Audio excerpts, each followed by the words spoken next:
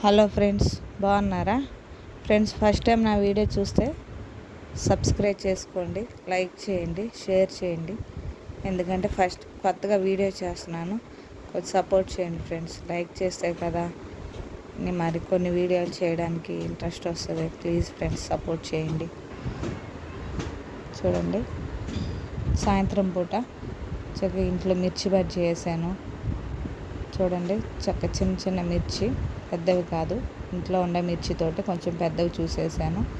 తర్వాత ఆలుగడ్డతోటి కూడా బజ్జీ వేసాను, ఆలు బజ్జీ. చాలా బాగున్నాయి, మిర్చి అయితే సూపర్ ఉన్నాయి.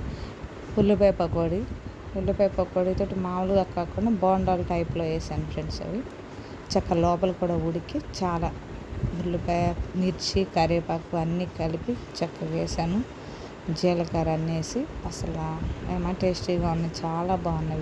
వేడిగా నాకైతే చాలా బాగా నచ్చింది. మా పిల్లలు కూడా బాగా తిన్నారు.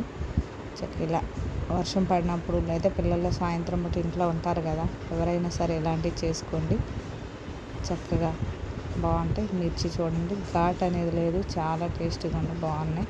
ఈ పకోడీ కూడా చాలా టేస్ట్గా అనిపించింది. మీరు కూడా ఇలా